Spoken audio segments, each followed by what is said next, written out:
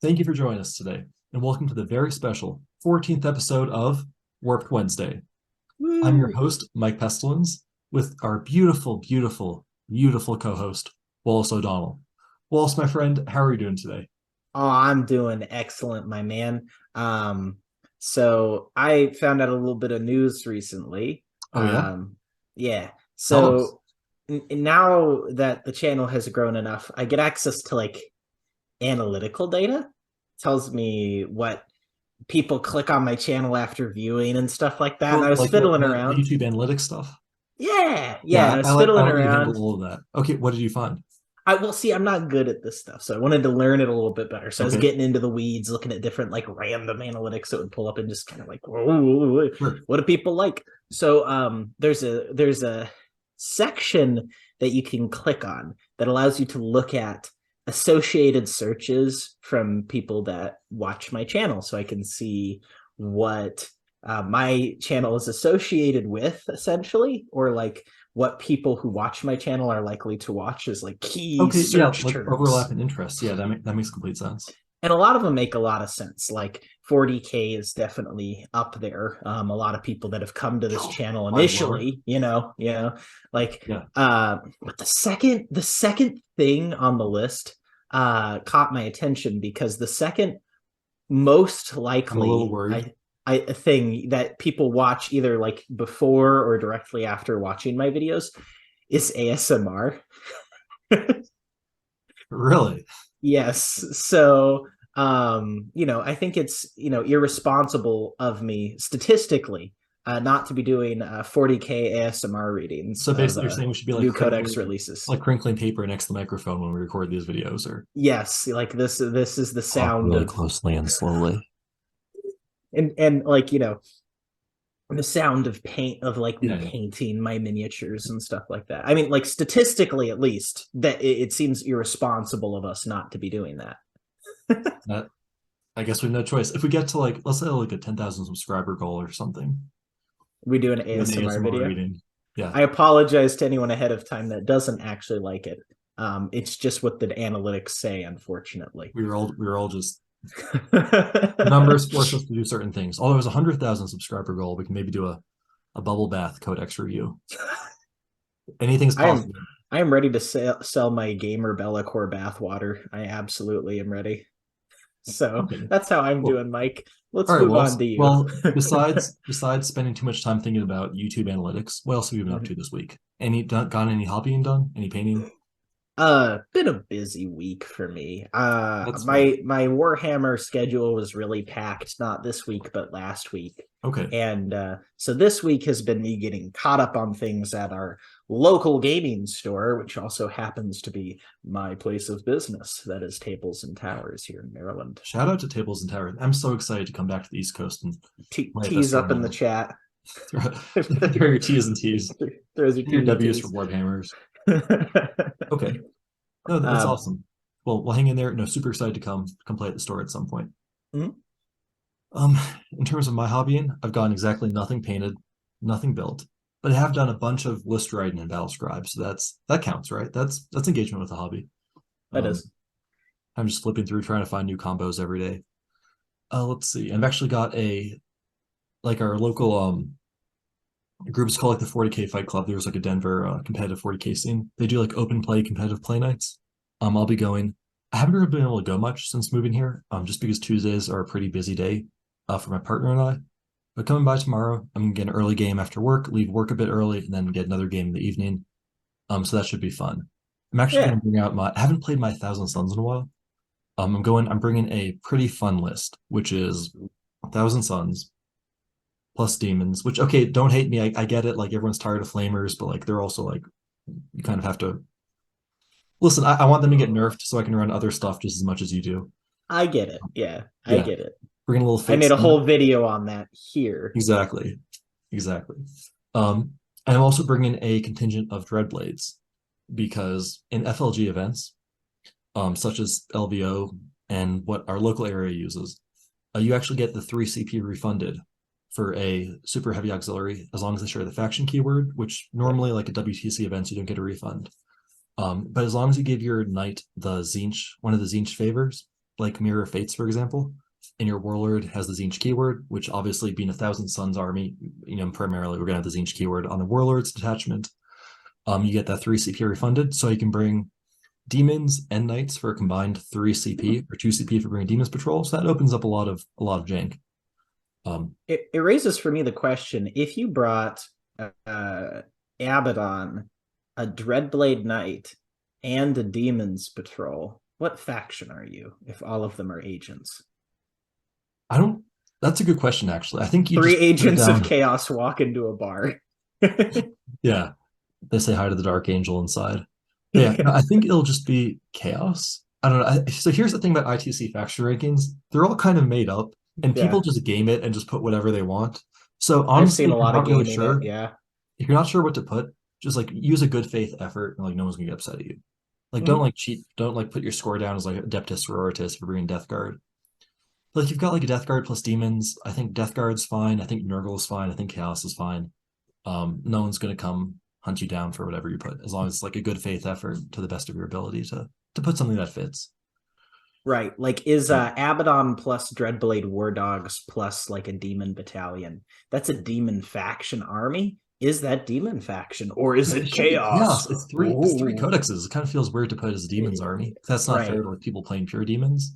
Right. But Yeah, I don't know. I Yeah, who knows? There's yeah. no rules to this thing, anyways. Yeah. Speaking of this thing, anyways, we do this thing every week where we do a little game. Mike, Two tell me two about this gamers playing a game. game.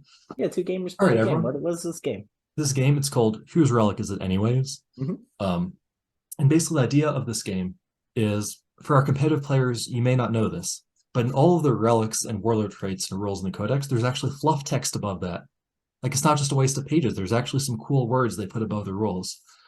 And the idea of this game is Wallace and I will read the fluff and the flavor text of a relic or a warlord trait or something like that, and we have to guess which one it is from the flavor text. You can't describe the rules, can't give any information, just from the fluff text. So we'll see how closely Yes. the fluff matches the in-game gameplay. Wallace, my friend, I feel like we're always starting off with me making you guess first. Let's I'm gonna make you guess first, but I'm gonna mix it up a little bit. You're gonna mix it up Uh on me. Oh no, that's not yes. good. Yes. So I'm I gonna am be honest. going I'm a to little bit scared, Wallace. I'm going A to little bit choose a scared. relic. I'm going to choose a relic Okay. that fits our episode topic. And our episode topic today, not to give too many spoilers, but we're talking a little bit about Chaos Knights. And I want to choose a Chaos Knight relic. This is going to be really tough. I like because that. the I like book that a is lot, filled actually. with relics. Yes. Yeah. But It's I not filled wanted with good to relics. Like you never really run 2/3 to 3/4 of them, but is filled with relics, and it's filled with full fluff text. you see the relics in the book are very strong. You just read out a Yes. CP really quick. So Yes. Shout out to Nephilim for crashing your hopes and dreams. Okay, Wallace, I'm ready. it is rumored that an infamous former apothecary of the Emperor's children aided in the crafting of this nightmarish helm mechanicum. Employed as an implement of punishment, the helm tears into its agonized wearer's psyche like a wild animal. After days of suffering, they are reduced to little more than a feral beast, obedient only to their master and dominant over the lesser war dogs. What am I? So it was difficult at first because I was thinking it's Slanesh relic. But then it kind of pretty clearly became the Helm of Dogs by the end. It did. So I was hoping that the beginning portion about the Emperor's Yeah. children and stuff would make you choose a different Slanesh themed relic. But I'm curious, what's the connection between the Emperor's Children and the Helm of Dogs? I don't. Well, it was just rumored that an Emperor's Children apothecary made it. I don't know. Maybe like they wanted to be like, look, Sure. lore. Lord. Yeah. What do you got for me today, Mike? Let me pull up. I'm actually gonna swap over to a Chaos Knights relic because I was gonna go demons, but let's take it to the next level today. Let's see here. Now, what if I told you it was a Knights relic, but I actually read it from the Demons Codex? I'm really curious whether we would have guessed that. But no, That's I'm not going to possible. cheat on this. The demon relics tend to say like in the name whose god it is. Yeah. And so I think it would They're give like, away. this relic is the embodiment of like blood and skulls, and you're like, is it a Nurgle relic? I have no idea. The stinky stick that smells of used Old Spice deodorant and rot. Oh, is that corruption? The +1 damage weapon? Yeah, it is. You got Cool. it. Let's see here. Oh man, this is a fun one. I'm trying to choose one you'd actually know. Fair. Jeez. Okay, I'm just gonna say right now, the Chaos Knights Codex, like the fluff text is super long on some of these. Like the I know it rules will be is. like really short, and like the fluff text is like that. So here's a It's very like good it's example. +1 strength, and then it's got 3 paragraphs written about it. Yeah. Yeah. It's like handcrafted by Corn. Yeah. You get a reroll ones on exactly the fourth battle round in melee against like a Xenos unit. Okay, cool. All right, here we go. The Moray Schism was a brutal civil war between rival worshippers of the Omnissiah, which took place during M35. Toward its end, a radical subsect, known as the Zerizians, indulged in rampant techno-heresy while attempting to win the war. Hunted down as heretics, even by members of their own creed, the dark adepts of the Zerians were slaughtered and their malefic technologies destroyed. However, one Hmm. of their creations, this relic, survived the war, and it is said that many bitter battles have been fought amongst the fallen households for possession of this remarkably powerful weapon. Diamonus? I am actually mad you got that because actually I cut Yes. out a sentence of that. It said, however, one of their creations, the unholy laser destructor known as Diamonus. So I just cut out that part entirely because I Yeah, thought that some, you know, I usually laser trim a destructor little that'd be bit. too easy. So Yeah. so I know there's two. I only know two of the weapons in the book, like by name. Like I can vaguely remember other bonuses other ones give. There's like Hold one on. that's like the Gauntlet of Ascension, and then there's Yeah, Diamonus. So I just was like 50-50 shot in the dark, pretty much. that's You know? true. That's Yeah. true. Like I love how we get like a whole history lesson before getting to the actual relic. Yeah, it's like Yeah. this warp claw was forged by the Questor Mechanicum to peel unusually large oranges before the War of Yeah. 1962. It's like, Yeah. Okay. so Cool. I speaking think we of got there. yeah, Go speaking ahead. of our Chaos Knight chums and their particularly powerful and wordy relics, today's theme for the episode is D. It's the letter D, as in D for Dreadblade. So today we I will be thought it talking. was Deeford White, but okay. This is Deeford Dreadblade. That makes D for sense. Diamonus. So Dreadblades are unique little chaos fun time that we get to have with list building, where I look at every list and I think, man, a Dreadblade sure would make this quite a bit stronger. And I do that for pretty much every faction because one of the cool things about the Chaos Knights book is you can bring a super heavy ox detachment as a little Mhm. buddy for every army that you bring. Sure. Um, and essentially that nets you either one of the big boys or like 3 war dogs. So Dreadblades are really cool because it adds this whole extra layer to list design where Mhm. if you're like, man, my faction is strong, but it's really deficient in this area, the Dreadblade comes in there and says, well, hold on, pal. You actually have access to some very powerful tools in that area. So our episode's going to be talking about each of the grand factions outside of Chaos Knights themselves, Yeah, each of the and cast armors like talking Death Guard, Thousand Sons, etc. right, and Yeah. talking about which of the Dreadblades best fit their typical play style, and then also mentioning with each of those selections some of the really good dread traits you can choose when you bring those Dreadblades, which are their kind of like Yeah. unique bonus you I think get. they're called the fell bonds are like Yes, little faction traits for those. And one of the great things about Dreadblades is, as you say, they can be added to every Chaos army, and they add a right. lot of spice. And the funny part is actually a Dreadblade actually also adds a lot to a Chaos Knights army, funny enough, because a lot It of people don't does. know this, but you can have like a main Chaos Knight super heavy, where you get all of your stuff in there. You can actually take a Dreadblade in addition to that, and you still basically get a way to get a different trait on a certain one knight unit that you don't want. And you can have the main trait on everyone else, but we'll dive more into that later.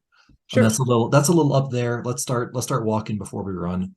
So Wallace, I will give you the option of which Chaos Army you want to start us off with. So you mentioned you've been playing Thousand Suns recently. I think Thousand Suns are one of the factions that definitely benefit Oh from yeah. having access Oh yeah. to Dreadblades. And one thing I want to get out of the way right now is yes, there are other allies, other agents of chaos you can bring right now that are also very good. And demons contend with Flamers. Dreadblades. Yeah, demons contend with Dreadblades a lot right now for their place within certain lists. However, there's arguments for the fact that Dreadblades are, on occasion, even better than Flamers. And in the instance of Flamers Sure. potentially being nerfed, they kind of fill Definitely in being that nerfed. void. Definitely being nerfed. They're going to help fill in that void. So Sure. before You don't Flamers even have came to out, choose, by the way. Just to clear, you don't right? have to choose. You can run 3 detachments, and your Thousand Sons always want to go in one battalion together. True. So you actually can run all 3 together. But yeah, as you were saying, Yeah, it just gets a little bit tough with like detachments and CP and all that, depending on what format I you're found a playing. list I really like that still fits in. But we'll talk more about that later. Sure. So Dreadblades fit Thousand Sons really well, particularly because Thousand Sons do Psychic Phase incredibly well, and they survive the shooting phase pretty well. Those are like their 2 standout bonuses as an army, because you have Armor Sure. of Contempt, you have all this dust, you have pretty point efficient Rubric Marines. Scarab Occult Terminators are just nightmares to deal with when they're in cover. And so your whole faction is skewed against essentially they have really high mortal wound output and they're very survivable. However, you do not have access to a lot of very high damage shooting or melee options. And that tends to be one of the big weaknesses for Thousand Sons, is some lists in the game can really pressure them and just put a lot of models with powerful data sheets in their face, or maybe have something that's mortal wound resistant. Yeah. And those armies will kind of steamroll their way through just normal Rubric Marine bodies. Well, let's give an example of what Thousand Sons do well is, as you say, mortal wounds. I think that goes without saying. You can get armies that average, an average of like 20 to 30 mortal wounds a turn with spike potential on top of that. But their main offense is a variety of different variations of AP2 1 damage shooting. Different like lengths and ranges, you have ways to increase your range, ways to buff that. But it's almost all mid-strength AP2 1 damage shooting. And in melee, most lists, once you start bringing demons, you basically kind of run out of points for melee. It's mainly like Terminator melee. They have like Mastercrafted Power Sword equivalents, or Chaos Spawn are pretty good, but it's against AP2, 2 damage melee. They don't really have anything higher than 2 damage, nor do they really have anything higher than AP2. So I think that's when we're looking at what Dreadblades to bring with Thousand Sons. I think you want to fulfill one of those criteria. Also range, because all their guns are basically all the guns you're going to bring in a modern Thousand Sons list are 24 inches or 12 inches, like Warp Flamers or Inferno Combi Bolters on your Terminators. You do have a spell to give 1 unit plus 6-inch range to make it 30 inches, but you're generally lacking for range and high damage in melee. So I think for me, there's a couple of thought processes that go there. So maybe what you're lacking is you're lacking some kind of relevant counterpunch. You're confident that you'll perform well into the shooting armies, but you're worried about things like orcs or whatever that get in your face pretty quick with melee threats. Blood Angels, another great example. Yeah, Blood Angels are now one of the big predators of Thousand Sons in the meta. So that's an army you absolutely have to be teching against if you're playing Thousand Sons. Yeah. And so to help with the melee deficiency, I think the War Dog Carnivores stand out as an obvious choice, both because they're fast and they can kind of like get to where they need to go as a counterpunch unit, just something to stay behind cover and then run out and charge. Yep, the 14-inch movement is no joke at all. And also as a unit that you can, if you decide to go for a full court push and you're putting a bunch of models out onto objectives and you're pressuring your opponent, which does come up, they're a unit that can like shove out. They're OBSEC, they count as 5 models. They don't mind being on the objectives. So I think Carnivores are a very good option. And on the note of like having just some higher powered shooting, I really also like the option of bringing like a Brigand. So Brigands, Actually, you can take the chain cannon and the Melta-Spear.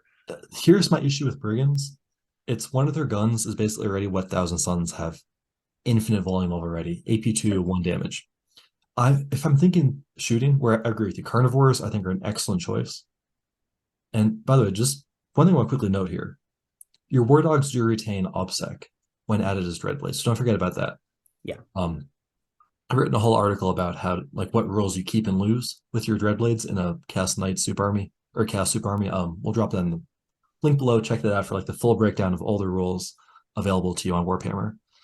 But I think if we're getting back on topic, if we're going shooting, I'm a little skeptical of Brigands. The Melta Lance is nice, but again, it's not that great with only 2 shots and really no ways to get rerolls as Dreadblades. The one I'm looking at is actually Executioners.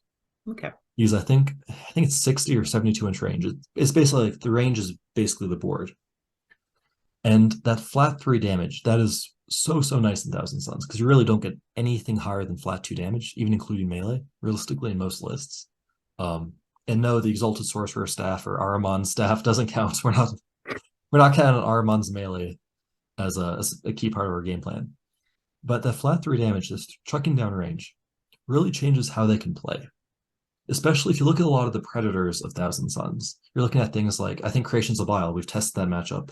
If they literally just Unga Bunga possessed at you, there's not that much the Thousand Suns can do. If you have like random things screening some smites, or Orcs, I think is a great example.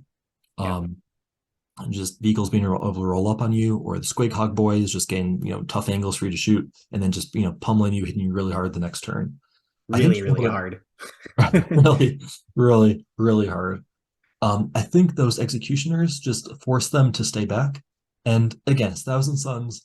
Anytime you can basically buy time, just kind of execute your game plan, like raise banners, just farm those points to keep doing undeniable warp rituals. Anything that makes it harder for them to rush you is really good. And Executioners just force them to stay behind walls, like don't just walk in the open. I think Executioners would be my pick. Okay, yeah, fair.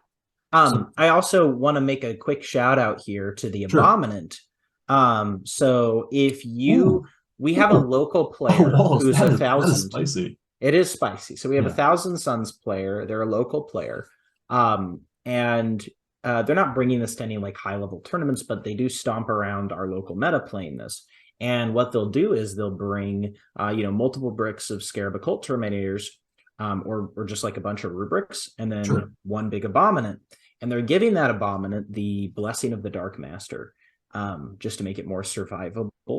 And then when they're choosing its trait for its Fell Bond, the trait they select, and I don't want to butcher the exact name, so I'll pull that up in a second, but the trait they pick is the one in which it counts as double its current wounds when determining what stage of the bracket it's on.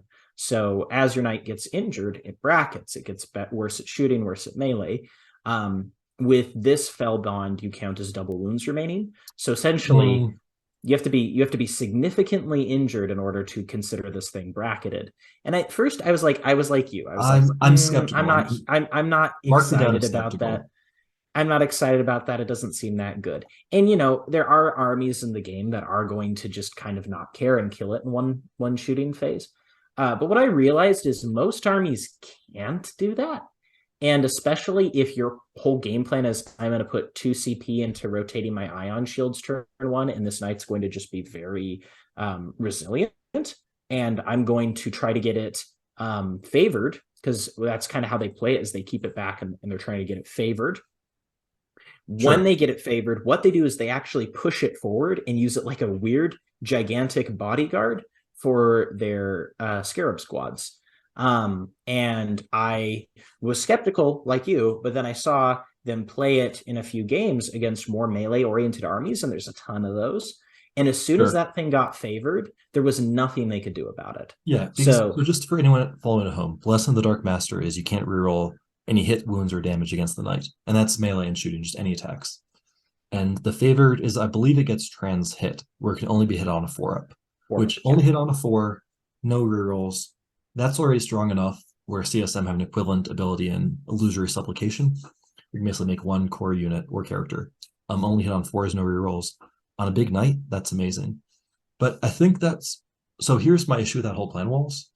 It's the Abominant as a Dreadblade really doesn't do anything. You can make that argument. Like, So one thing I would say, first and foremost, the Iconoclast Household Fellbond Prideful Wrath is the one I'm describing, the one where the model with the Spellbond whose characteristics can change as they suffer sure, damage sure. are considered to have double their wounds remaining, just for people that are following along. I agree in some senses, but here's a couple of interesting things. One, very niche, but there is Witchfires you can choose to take with the Abominant that you could theoretically use Cabal points to double cast Yeah, you with can one of double your cast, Exalted which is Sorcery. that's cute. And they're not terrible. I think the one that is notable is something like Spite Squall or something. They're not terrible. And double casting them does have some merit. But the big thing is it gets access to that psychic power for the Feel No Pain. So Okay. that just makes it extra survivable with the Blessing of the Dark Master. Yeah. And it has a decent mix of melee and shooting profile. And why that decent mix helps is having its Volkite cannon enables it to potentially get favored off of just shooting down field at random units. And I do like that Thousand Suns can use like smites and stuff to whittle something down to a few wounds and then pop it with and a then bomb. then it pops them with the Thousand gun Suns because the can gun's get your consistent. knights favored. Yeah, that's pretty good. So I'm looking at the spells in terms of Witchfires. Mainly Chorusade and Hate. There's like a smite variant. Yeah. Spite Squall is a malediction. So really all you get, Okay. the only power you can really double cast that you care about is Chorusade and Hate, which is again, it's like a better smite. It's kind of like a Doombolt upgrade. It's like that same kind of class. And with a little bit of an explosion thing. But I mean, so the issue is I don't think the Abominant is bad. I'm not talking about like, hey, I think that list is garbage. I see the merits. I just don't think it's the best. Sure. I do think there's something thematic about running the Abominant, aka the Psychic Knight, with your Thousand Sun. It's cool. It makes Tzeentch happy. You're going to roll more nines on your dice. You also get to keep well Ravenous Terror Shades as well as a strat that you have access to. Sure. Thousand Suns don't have any leadership debuffs other than unless you get some spawn action going. So that's not something they super care about in the sense of like demons can really spike some beautiful Ravenous Terror Shades plays. Or even cast Space Marines can do some really beautiful Ravenous Terror Shades plays or Disciples of Bellicor. But I don't think Thousand Suns really get the same efficiency. They can already do some mortal wounds, although not indirect mortal wounds.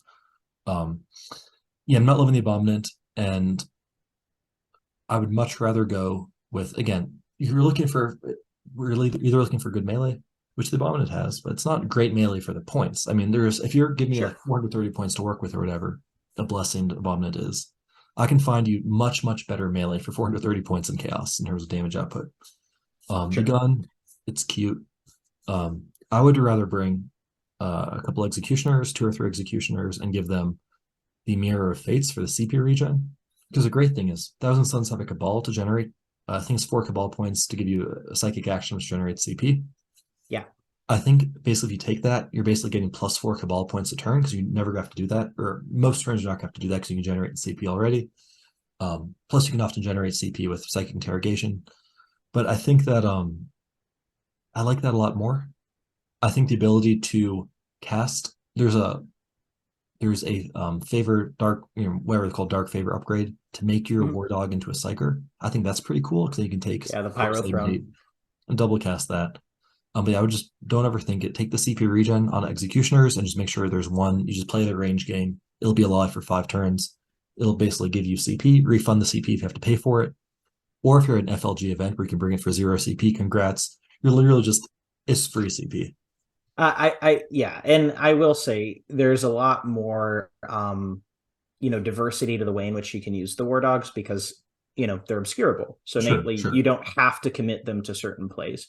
And it's just like offering that idea out there that if you have a larger knight you want to run, it's not terrible. Yeah, and no, it is swingier than just running War Dogs, because there will be some matchups where it feels great, they have nothing that can deal with it, and there will be other matchups where it takes a lot of damage or you lose it too quickly and it doesn't get its points back. I'm also thinking just in terms of in-game usage, I like the Carnivores way more than the Abominant, because if you're looking for a countercharge threat, the Abominant, it's 1 unit you can commit to 1 place, and against an army that has a really powerful melee, like Blood Angels, basically, like in a sense, trading it. Whereas Carnivores give you 3 units you can deal with like a smaller threat, because you don't want to send an Abominant to go kill like a small unit of like 5 intercessors or whatever. So, quick Something like that. question on the carnivores. Which Yes. of the fell bonds would you use with this particular list? I That think is Frenzied Invaders. the exploding sixes. That is really good. Yeah. One I actually really like. I think it's called biomechanical fusion. It's you basically gain access to your infernal um hurt yourself abilities even as a Dreadblade. I think that's really powerful.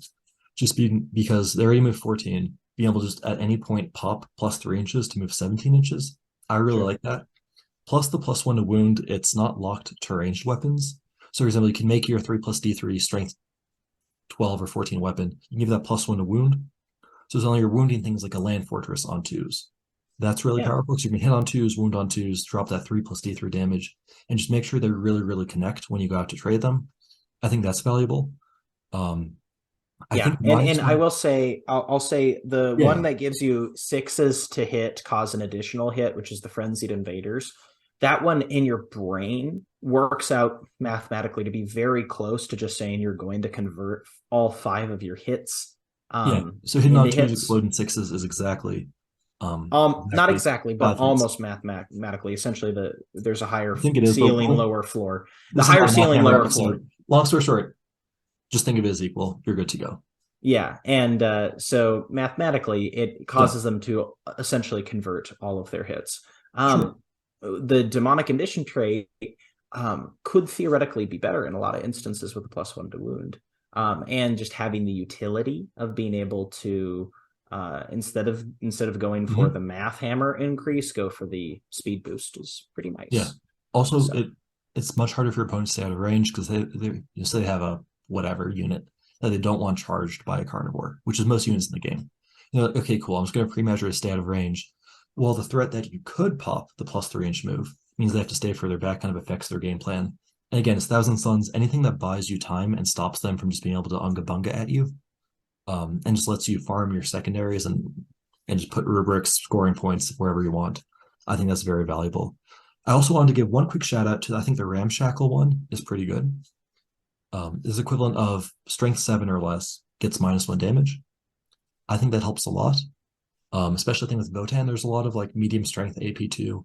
Um, a fair bit of that in the game. And also then oftentimes the melee threats in the game are 2 damage, medium strength. You're looking at like Blood Angels, for example, having their damage. And you do have a stratagem for that. But as Thousand Suns, you often want to funnel your CP towards the Thousand Suns half of the army. To be able to get that -1 damage against a lot of different weapons is very valuable. So I'm not as something to think about. excited as you are about any of the defensive choices. I think if you're bringing war dogs, you keep them safe by hiding them, and then when they go out, you need the damage traits just to Oh, I make sure they get rid of their 100%. targets. I agree. Uh, It's a cute thing to keep in mind. right. On that note, there are a number of different traits you can give to the brigands or executioners. I'll talk about those in a second because while I think executioners, to your point, are very good with Thousand Suns, I also think both of those options, the brigands and the executioners, are perfect when you bring them to Death Guard. Cool. Um, Yeah, let's go ahead. Let's head to the stinkier side of the warp. yeah, Let's Death talk Guard about. are slow moving and they're Yes, very that is very survivable. true. Their weakness That is is their speed. less true these days, but in theory, they're survivable. Well, I say against most armies in the game, except some of these mortal wound spam, builds, Sure, sure, they're sure. very survivable. Their plague marines do very, very reasonable damage in melee. And so you want a shooting threat if you're playing Death Guard because otherwise Agreed. you're kind of stuck being this weird slow moving melee faction, and slow moving melee is just not the way that the meta likes to play Yeah. these And I days. will say, one of the things is if you're looking at something like Carnivore, I think the fetid bloat drones already like, again, they're not equal, but it's like kind of fills the Carnivore role. There's no need to pay the CP or pay all those points, or waste your Dreadblade slot on Carnivores. You already kind of Right. have that. It's less similar. It's like a lot of 2 damage attacks, a little bit better against hordes, a little bit better against 2 damage shooting, but fewer wounds, has fly, moves a little slower. Like there's pros and cons of the two, but they're very similar. Whereas, as you say, brigands and executioners give you something Death Guard don't have, and that's pretty damn valuable. And when you're looking at what trait to give those, if you bring them alongside your Death Guard, so you Yeah, have that shooting threat, there are 3 options that stand out to me personally. The first one is Bold Tyrants. That's the one that gives you +1 AP to your shooting attacks when you're within 18 very of good. your target. Yep, very good. Turns that chain cannon into AP3, which is Hmm. phenomenal. Sure. On something like brigands, it's not very good on executioners because you want to keep your executioners far back. So I think bold tyrants is a great choice if you're going with the brigands build. Sure. A very good utilitarian option if you're taking shooting is precision cruelty. Um, and that's the one that states that whenever you roll an unmodified wound roll of a 6 with a shooting attack, you increase its AP by 1 and its damage by 1. Hmm. Executioners in particular really love that one because it's a very versatile option of Well, just I think it's great amplifying on. their damage. I think it's great Brigands on like it too. executioners. I was gonna say brigands, that chain cannon, you want to throw a volume because you want to be able to throw a volume of dice to reliably proc at least some of those Yep. every time. Plus, I will say, when I've play tested this, I find that the Havoc launchers, the little indirect guns, they're not great. But with precision cruelty, being able to occasionally just throw some random, 2 damage indirect downfield, and then you take the brigands and you have the indirect launchers. And the reason I'm talking about brigands now is because executioners can't bring the Havoc launchers. It's a Right. only option for the newer war dogs. You take the brigands and you're often bringing 2 or 3 PBCs or plague burst crawlers that have an indirect gun. And suddenly I've found on lists when you have the brigands plus the plague burst crawlers, suddenly that's a very interesting amount. You're suddenly just like a critical mass of indirect to suddenly like they just cannot put swooping hawks on the board. They cannot put Repentia on the board. A lot Yeah. of little units which they want to hide, which normally can do pretty well against Death Guard and then trade up. Suddenly it's really difficult. It changes their whole game plan. And people are greedy these days. I'm watching a lot They of are. Sisters players. They're not bringing enough rhinos to their Repentia. They're not bringing enough transports or falcons for Eldar players to hide their stuff. And people are just greedy. They're counting on, oh, no one runs indirect anymore. Everyone takes the indirect penalty, including guard once they lose their data slate. I think being able to bring brigands plus plague burst crawlers makes Death Guard sneakily like the best indirect army in the game together. I think that's really worth a lot. Yeah. Last option I was going to mention, this one I really like on executioners specifically, is worthy offerings. Less so in the Nurgle builds, more so in the Thousand Suns builds. It's essentially a trait that gives you +1 to your hit roll against monsters, vehicles, and characters. Sure. And if you're bringing your executioners to help deal with heavy armor, which is kind of what you want with Thousand Suns in particular, that's a very nice effect. The second effect of it is it actually makes it easier for your war dogs to become worthy. Yeah, And that's really that's good. very nice with Mirror Fates in particular, because Mirror Fates worthy Yeah. effect is quite powerful. That's the one that gives you CP back. I So think it gives just you that's a it's like third a 4 option. invuln when you proc the favor, I think. No, it's like you can auto 6 stuff, I think. Oh yeah, that's really good. Yeah, Yeah, you can turn a save, a hit, or a wound into a 6. Very yeah. strong. No, that's super Um, strong. Especially because there is the ability to get exploding sixes. That's kind of cute together. But I will say yeah, that yeah, I really like worthy offerings. Uh, my only worry is occasionally armies can stack -2 anyway, so you're still hitting on 4s. So the +1 hit doesn't matter, but that's pretty rare. That's mainly just like demons and harlequins and dents and stuff like that. Um, whereas I like precision cruelty a lot. I think the ignore cover one pretty good. I think that's you can't really go wrong on AP2 ignoring cover. And that gets even better if Armor of Contempt goes away. yes. That's a whole separate. That'll change the meta so much. That's a whole separate discussion. Um, S- so are we in s- agreement that that shooting's better than the melee? Would you ever bring like a mixed one, like a stalker or a huntsman? I don't like the mixed profiles typically. Agreed. Definitely agree. There are scenarios where I could see stalkers being very good, but most of those scenarios rely on you being a chaos knight list and going with like an iconoclast household. Yeah. So just to Um, clarify for anyone watching at home, when you bring a Dreadblade, they are iconoclast and they are infernal, but they don't get those like the benefits of that. For example, their right. iconoclast Dreadblades don't get the +1 attack and AP, which means some of your stalkers they're only hitting 4 attacks hidden on 3s. That's not great. That you can often roll that and often get like 1 hit out of that, and you're not getting extra AP. If you're fighting something like power armor, suddenly you're not. They're saving a large percentage of those wounds. Basically, when you're bringing a Dreadblade, you want to focus on either shooting or melee because you're not getting the household buffs. You're not getting the full benefit. So rather than have mediocre melee, mediocre shooting, I'd rather have a war dog that knows what it wants to do. Either it knows it wants to stay back, or it knows it wants to go get in the mix. If you're bringing a stalker as a Dreadblade, you're just like, what are we really doing here? Are we hiding? Are we shooting? Are we just looking cool? Which I agree, they do look really cool with the melee and the gun together. Okay, so Death Guard, I think we're in agreement. You bring a shooting unit, you bring one of those fell bonds that helps them, and you just go ham on that. And I bring that conversation of shooting Dreadblades directly into Chaos Space Marines. I think Chaos Space Okay. Marines in general do not Sure. have great shooting. You can find ways to supplant Oh that yes. statement, but in general, like they don't have great shooting options, and you want to bring them melee stuff Sure. instead. Especially some legions, like poor Night Lords, have really no shooting buffs at all. Like some legions, I think you can build some pretty shooty Iron Warriors lists. I think Black Mhm. Legion have some really shooty lists, and Emperor's Children, of course. I mean, my God, Blast Masters. But Right. I'm looking at like Creations of Bile. I'm looking at Night Lords. I'm looking at Word Bearers. Well, Word Bearers they do have some shooting jank, but on the whole, like half the legions really want some sort of gun in their list that isn't overpriced and short range. And Dreadblades really fill that hole well. They do. And making your opponent have to worry about putting their guns out in the open because you can shoot them back is huge when you have something like a Terminator brick grinding up the board that they have to put all their guns in range of to get any damage Yeah, into. You can't chip away at the Terminator brick, they'll bring them back. They'll pack to flesh and they'll bring back Terminators. So what I find in a lot of games with Chaos Space Marines, when I bring something like a 10-man Terminator brick and I start putting that, onto objectives, sure. they have to put their guns out or they're going to lose. Hmm. Obviously gunline armies have to put their guns out or they're going to lose. And when they do, the brigands come out and they punish them for doing it, and they will Absolutely. hopefully pick up some of their anti-armor shooting when they do. So I think that's a very good Yeah, option. It also gives you absolutely. more sources of quick obsec, which is also very nice. Hmm. Um, Yeah, because Chaos so Space Marines, most legions, again, there's occasional things like the Iron Warriors trade Bastion, but most lists are going kind of stingy on troops in favor of more of elites, fast attacks, stuff like that, HQs in particular. yeah, To be able to have some OPSEC that is fast, but can also stay on the board. Because you're bringing a lot of cultists, you don't have OPSEC that can take a hit. Whereas War Dogs give you something, yeah, they're not super durable. yeah. At least the opponent has to expose a real resource to clear a War Dog off an objective, where they don't have to send a real resource to clear some cultists off an objective. And then you can really counterpunch that. Whatever comes to kill the War Dog or comes to kill your Terminators, I think is a great example you give. So let's Yeah, talk about and what what legions want War Dogs the most. Or let's start right now. Are there any legions that just don't want War Dogs at all?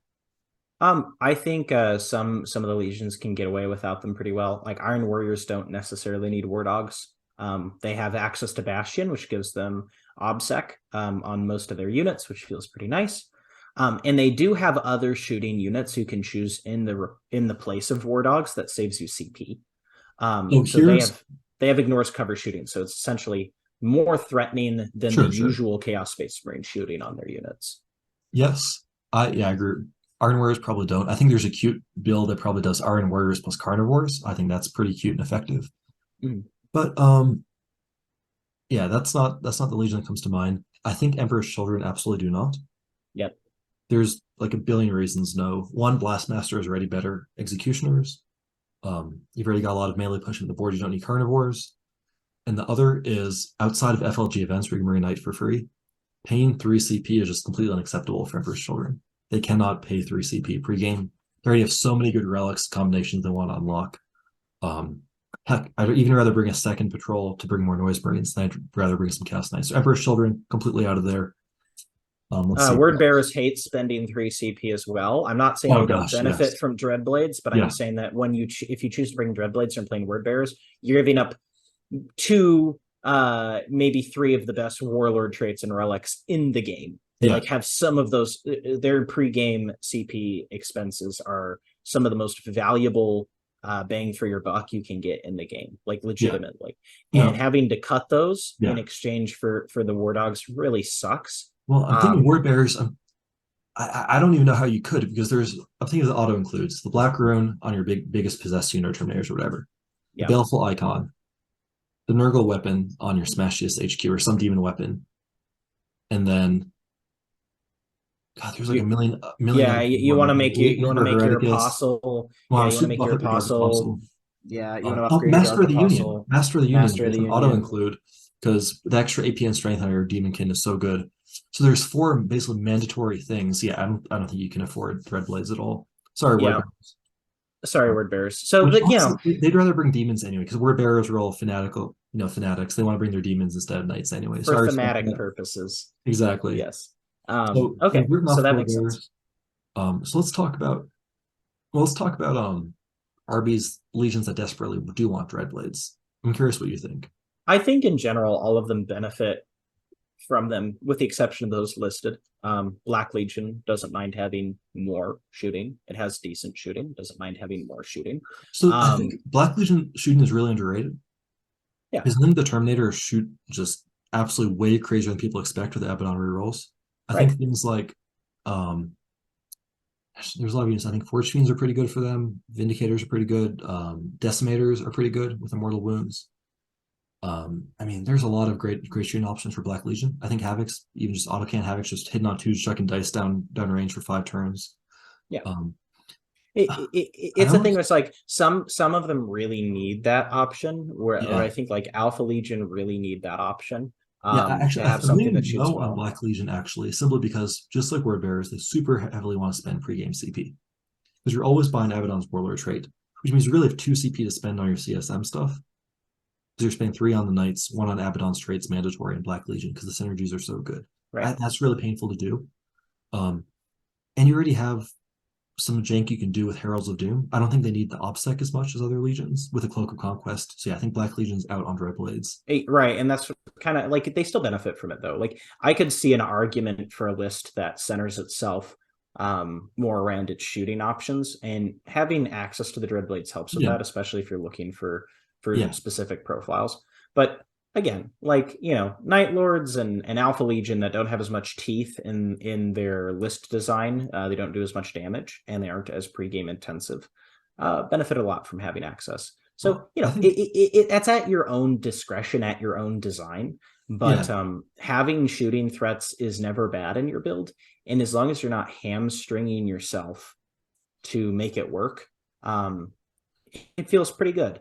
Well, I think one legion in particular that stands out to me is I think Creations of Bile, because I've seen some lists that are Creations of Bile plus Flamers to add some shooting, and don't get me wrong, I think that's a very strong list. And there's a guy, Jorg Bobkov. Apologies, I mispronounced the last name, buddy. But I think he's doing super well with them. I think he's really kind of perfected that list a little bit. But let's be honest, as you say, Flamers are just going to get hammered at some point. So if you're looking long term, I think bringing some Dreadblades to replace that, I think works really well. I think especially some Executioners, I think go really well with Creations of Bile, because the issue is things like aircraft are a big issue for them. Whereas if you have a couple Executioners that turn one, shoot down the Harpies, shoot down the Sun Sharks or whatever, or at least force the top player to redeploy the Sun Sharks into reserves, suddenly your big wall of Possessed and Terminators and whatever you're bringing can get a lot more breathing room early, and that's all Creations of Bile. Give them 1 or 2 turns to move freely, or make the opponent think about exposing shooting resources to shoot your Possessed running up the field, and Creations get much, much more powerful. Alpha Legion, I'm not sure. Weirdly enough, I think Alpha Legion are kind of a no on the Dreadblades. Okay. In a sense. And the reason being that I think that you really want your pregame CP for, because you basically have 3 CP you're going to always spend. 1 for Master of Diversion for the redeploy. That's mandatory in Alpha Legion. You start your list with Master of Diversion. And then you want to save 1 or 2 pregame to pregame move a unit, like Warp Talons or Possessed, or even Terminators up the field to get better position. So you have 3 CP for Dreadblades, and you're really kind of out of CP at that point. I think Alpha Legion plus Dreadblades in theory is a really good list. I think in Nephilim, it's a little hard to make that list work. If you're playing does their explode on death stratagem specify it has to be an Alpha Legion unit that did the damage? No, you just have to have an Alpha Legion unit on the field, I think is the wording. Let me quickly double check that. Double check that. But that is really cute. Let me pull up the official that's really cute. If that's UW app where I get all my information from. Yeah, we can come back to that. That's really cute if that works. I think that's another good argument for Dreadblades right there. Because Brigands or Executioners just popping something and being able to go Kerchow is pretty cool. It's pretty cute. The Stratagem is a little expensive now. It's 2 CP for a normal sized vehicle, 3 CP for a big boy. But yeah, it's still pretty good. Yeah, I don't know. I think Creations of Bile are really the one that stand out to me in the sense of literally no shooting buffs, complete garbage shooting. The melee is super good. You just add a little bit of shooting that takes it to the next level. So let me see quickly. Sabotage Armory. That is just, use the stratagem in any phase when an enemy vehicle model is destroyed. There are any Alpha Legion units from your army on the battlefield. Okay, so it could have been a knight. That's a good. That's a good combo. That's That's a actually good pretty combo. cute. I like that. I Yeah, don't that's love a it. good combo. I'm not gonna run out and run it myself, but that's actually pretty cute. I actually would consider that. I like Alpha Legion with Dreadblades. I think that's shooting Yeah. at threat is nice, and then you pregame moving some Warp Talons into threatening positions. Yeah, you can push up the knights. I think that's pretty cool. In that list, Kind of cheeky. I almost would rather run carnivores than because Alpha Legion struggle with damage output, and carnivores do the most damage when they connect. You said doo Plus, doo. huh? You said doo doo. Carnivores are wow, Wallace. We're really getting the weeds here. But I think that I think carnivores, and you've got some warp towns pushing up, and you've got some characters lookout soaring to hit you really hard turn two, like a disco or a demon prince. I think that's a list. I think that's a fun list. I'm Oh, ready to. thank you. I'm ready to go to demons. Oh my gosh, there's a fourth everywhere. We are getting way off topic today. Yeah, Let's I'm ready talk to go to demons. demons. What blades are or what red blades are you thinking for demons? Matt Damon's like either Dreadblade, Shooty, like I like Brigands. Honestly, I like Brigands better than Executioners. Yeah, for demons. Yeah. Yeah, for demons. And I like Bold Tyrants a lot because it gives you high AP shooting that threatens a lot of these Armor of Contempt armies that sometimes don't Yeah. care as much about your flamers. People often talk about how like Terminators and Cover is a good counter to flamers, and they're half right. Sure. But the Brigands adding a threat that you can, either have come in from reserve by using a stratagem like Harrying Hounds, which allows you to Yeah, return them to that's reserve, pretty which cool. I've done several times. Harrying Hounds is fantastic. And just having like the opportunity to, hey, I'm going to barrel stuff you with this Brigand. And I don't care that you're in cover as much because I'm getting bonus AP. So get your Armor of Contempt, to get your other bonus save. You're still taking a -1 penalty. And here's a bunch of dice to roll at you. You can make a similar argument for Deadly Precision because it's more utilitarian, Sure. but I prefer having a consistency to the AP on those kinds of matchups. Sure. That makes So complete I like sense. Brigands, especially with demon lists that hide. So demon Mhm. lists that don't have a lot of big models, and they're running things like Demon Princes and Fate Skimmers and other like heraldry type units that hide behind the walls, and then they're kind of using flamers and Yeah. bloodletters or whatever as their threats. Those lists really like Dreadblades because obviously you can hide your whole list from their shooting and wait till you get enough Warp I Storm agree. points or enough tempo on the battlefield to do your full commit turn. Then the other side of this conversation, chop it right there. The other side of this conversation is if you are bringing big boys, and I actually did this at a GT, which I did a video on here. You can bring a big knight, and it isn't terrible. It really isn't terrible. It gives you a shooting threat with range that matters. Like the shooting threats on something like a Desecrator aren't terrible. But what I really think stands out as an option that I really enjoyed was I brought a Knight Despoiler. I didn't think it was half bad. It had good long range shooting. I actually did a double gun build. It was very expensive. What were the two guns you ran on it? I ran its thermal cannon and its rapid fire battle cannon. As like anti-tank build. Okay. Yeah, I did an anti-tank build. I think those were the two that I went with. As a meme, I put the rocket pods on the back. You don't need to do that. It's way too expensive. But that's not a bad design for that knight because you can give it Warpborn Stalker so that it deep strikes in. That's pretty cool. That's how I like it. You could also go Blessing the Dark Master and just have another big boy threat they have to shoot at. But if you're bringing something like, hey, I'm bringing Be'lakor, I'm bringing a Lord of Change, I'm bringing a Bloodthirster, those kinds of builds, you can fit a knight in there as your like fourth really big scary model, and it is not bad at all. Warpborn Stalker is a great option. And what I actually really like with it is the Migirna. Then Yeah, I was going to say, I think Knight Megara, however you say it.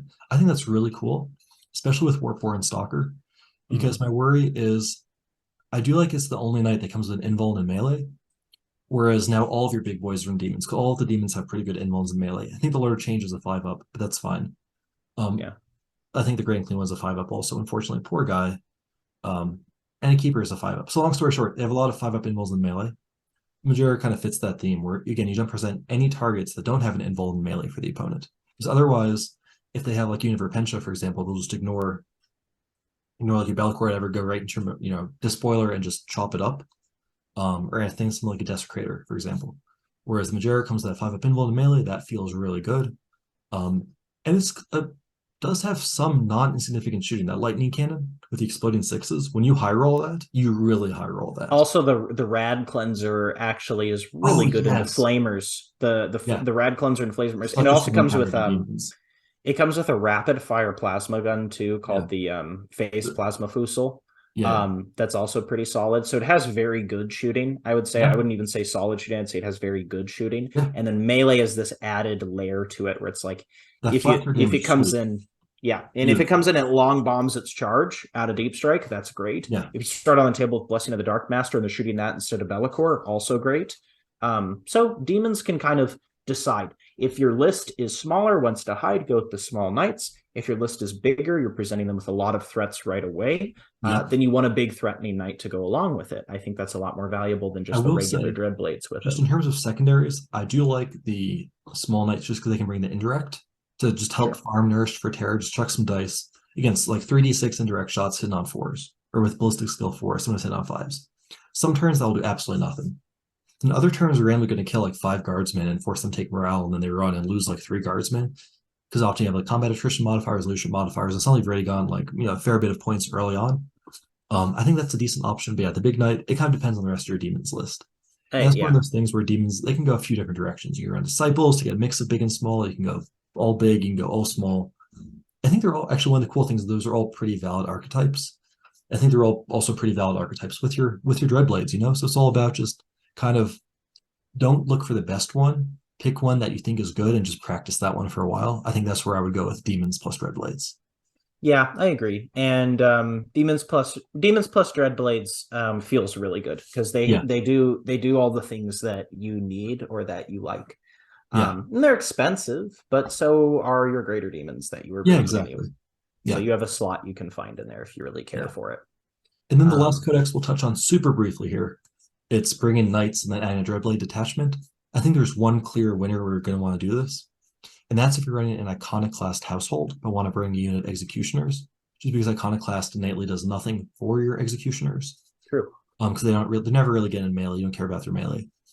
Whereas being able to give them something like Ignores Cover, I think is really good, or where the offerings for +1 to hit. I think those are both really good.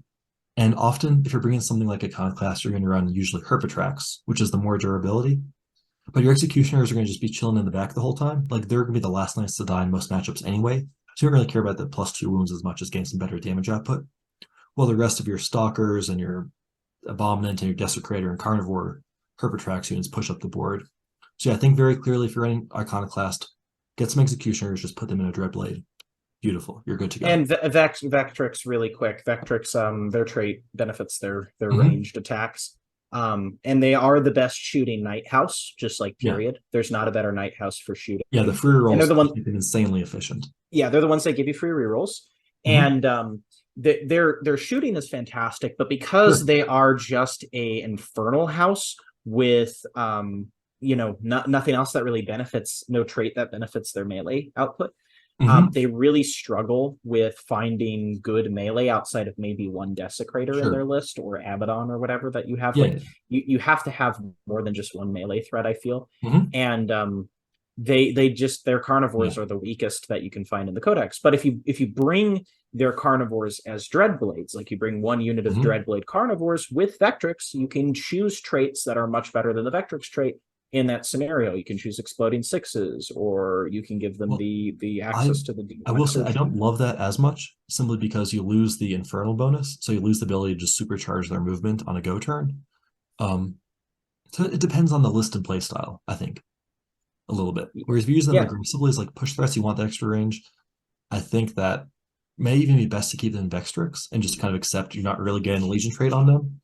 I just disagree. And the reason I disagree is Okay, I'm open to Vectrix. this. Yeah, Yeah. the reason I disagree is Vectrix is a gunline build in my Mhm. experience of playing it.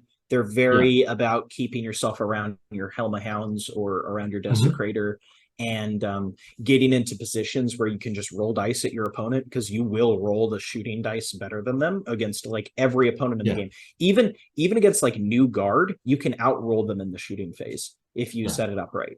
So um with that play style, you don't need the carnivores so much to run up and find a crazy angle and present a threat. You need the carnivores to punish people that try to disrupt your castle from getting into a key shooting position. And with that, you don't need the bonus movement as much because you're just going to be kind of following along with the rest of your shooting threats rather than trying to present threats to your opponent. So I don't think the +3-inch movement is as necessary. So well, that's my take, at least. Sure. No, I can respect that opinion for sure. I think it's also map dependent. I think like Data Scratch Salvage, you do want that extra little movement just to go over there and start flipping objectives. And because often you're going to face armies with better secondaries and you do have to get aggressive instead of gun lining. But again, it depends on the terrain. It depends on the mission. So I think that's totally valid. I think that's one of the ultimate things we want to leave you with is there's no like exact right answer. It depends on your play style. And sometimes there might be a better choice. But then you run into a tough matchup where like the worst choice would have been better in that matchup, and you're like, you might feel a bit bad.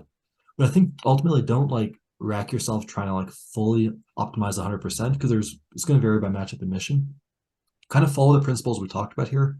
Take a good outcome, like a good fit for your army, and just practice that for a while. I think it's best than like constantly swapping around every game to find like the exact perfect mix of your army plus knights. Right. And don't be afraid to experiment, because like I mentioned with that Abominant build I was talking about with the Thousand Suns, like that seems like kind of a wonky thing. I never would have tried that because I would have just assumed it wasn't very good.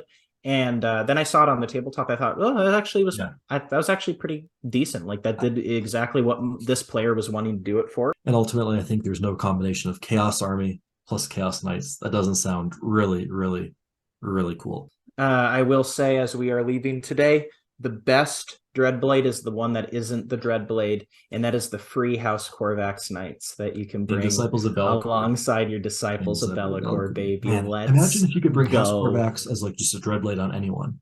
Like imagine Death Guard with Knights just moving through walls to add mobility. Everybody else is playing Warhammer 40k, and I'm over here playing Luigi's Mansion with my spooky ghost knights running through walls going boo as they move through terrain with their 17-inch movement. So. Exactly. Cool. On that note, good luck everyone playing your own games of Warhammer 40k or your own games of Luigi's Mansion, whatever you're up to. And Wallace, my friend, I will see you next week on the 15th episode of Warp Wednesday. Like, comment, and subscribe.